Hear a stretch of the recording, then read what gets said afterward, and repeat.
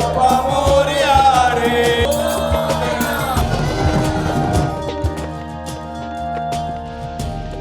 गणपति बप्पा मोरया, अगले बरस तू जल्दी आ। इसी जयकारे के साथ नाचते गाते भक्त बप्पा की विदाई करते हैं। नम आंखों से उनसे अगले साल आने का अनुरोध करते हैं। बप्पा की विदाई का ये पल बहुत ही भावुक और मनमोहक होता है, क्योंकि इसके बाद गणेश जी की मूर्ति को पवित्र नदियों में विसर्जित कर दिया जाता है। मान्यता है कि जाते जाते बप्पा भक्तों की सारी मनोकामनाएं पूरी कर देते हैं। लेकिन क्या आपको पता है कि गणपति की भव्य मनमोहक मूर्ति को विसर्जित क्यों किया जाता है? क्यों उन्हें 10 दिन की पूजा अर्चना के बाद जल में विसर्जित कर दिया जाता है? आइए इस वीडियो में विस्तार से सारी बातें जानते हैं। शुरुआत करते हैं बप्पा के विसर्जन की तारीख से। तो पंचांग के अनुसार इस साल गणपति विसर्जन 17 सितंबर को किया जाएगा। गणेशोत्सव की शुरुआत भाद्रपद शुक्ल पक्ष की चतुर्थी तिथि से होती है।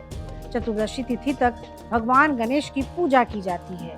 श्री गणेश प्रतिमा की स्थापना चतुर्थी तिथि को की जाती है और विसर्जन चतुर्दशी तिथि को किया जाता है। इन 9 दिनों को गणेश नवरात्रि भी कहा जाता है।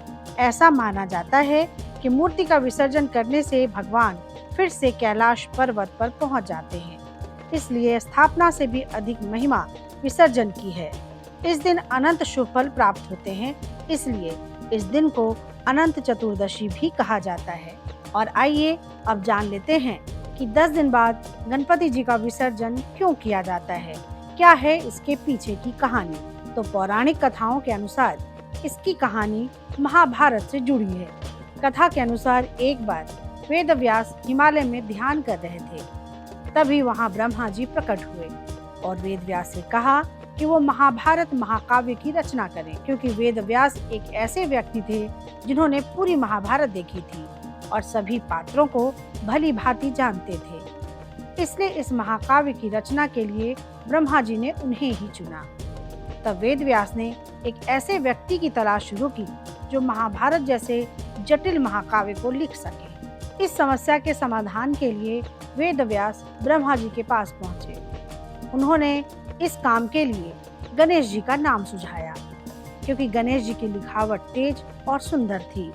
जब वेद व्यास भगवान गणेश के पास महाभारत की रचना का प्रस्ताव लेकर पहुंचे, तो गणेश जी ने उनके सामने एक शर्त रख दी। उन्होंने कहा कि वो महाकाव्य तभी लिखेंगे जब व्यास उन्हें बिना रुके पूरी कहानी सुनाएंगे, और अगर वो बीच में रुक गए तो गणेश जी लिखना बंद कर देंगे। व्यास जी ने भगवान गणेश की ये शर्त मान ली। इस पर वेद व्यास जी ने भी गणेश जी के सामने शर्त रखी कि वो वाक्य या श्लोक को पूरी तरह से समझने के बाद ही लिखेंगे। गणेश जी भी वेद व्यास की ये शर्त मानने को तैयार हो गए। इसके बाद गणेश चतुर्थी के दिन से वेद व्यास ने महाभारत कथा सुनानी शुरू कर दी और गणपति ने लिखनी प्रारंभ की। ये कथा वेद व्यास ने लगातार 10 दिनों तक सुनाई। गणेश जी भी उतनी ही तेजी के साथ इस महाकाव्य को लिखते चले गए। 10 दिन बाद जब वेद व्यास जी ने आंखें खोली तो पाया कि इतने दिनों की मेहनत के बाद गणेश जी का तापमान बहुत बढ़ गया है। ऐसे में वेद व्यास तुरंत गणेश जी को पास के सरोवर ले गए और ठंडे पानी से उन्हें स्नान कराया। कहते हैं कि इसीलिए गणेश स्थापना कर चतुर्दशी को उनको शीतल किया जाता है। तभी से ये परंपरा चली आ रही है। कहते हैं कि इस दौरान मांगी गई कोई भी कामना पूरी कर देते हैं गणपति। इसलिए गणेश विसर्जन के समय एक भोजपत्र या पीला कागज ले, अष्टगंध की स्याही या नई लाल स्याही की कलम लें। भोजपत्र या पीले कागज पर सबसे ऊपर स्वस्तिक बनाएं। इस स्वस्तिक के नीचे ओम गम गणपतये नमः लिखें।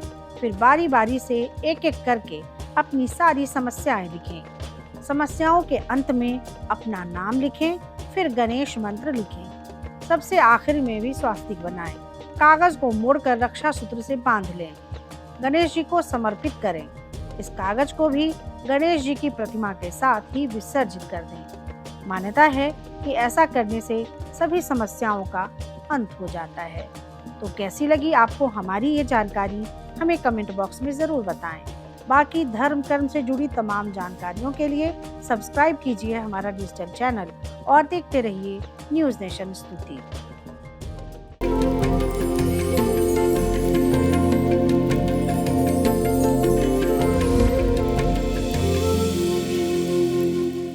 न्यूज नेशन अब व्हाट्सएप पर खबरों के ताजा अपडेट के लिए न्यूज नेशन के इस QR कोड को स्कैन करें।